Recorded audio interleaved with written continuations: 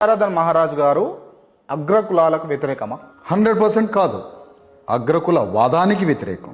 వాదం ఏంది, కులం ఏంది? కులం అనేది అగ్ర కులానికి అంటే మనుషులకి కాదు కదా, వాదానికి వ్యతిరేకం. వాదము అంటే ఇప్పుడు అగ్రకులాలు ఎంక్రోచ్మెంట్ ఆక్రమిస్తున్నది వాళ్ళ వాదం ద్వారా. భూమి ఆక్రమణ, సంపద ఆక్రమణ, రాజ్యం ఆక్రమణ, ఈ మొత్తం ఆక్రమిస్తూ ఉంటారు. ఈ ఆక్రమణలో అట్టడుగు వర్గాలు బలైపోతుంటారు. రాజ్యాంగం ఏం చెప్తుంది?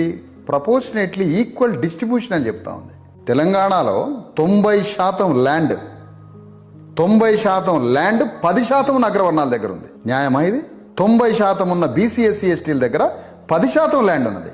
తెలంగాణలో 93% ఉన్న బానిసలు, బీసీలు, ఎస్సీలు, ఎస్టీలు 2000 సంవత్సరాల నుంచి బానిసలై బ్రతుకుతున్న ఈ ప్రజల మీద నాయకత్వం వహించడానికి 4% ఉన్న రెడ్డి అవసరమా?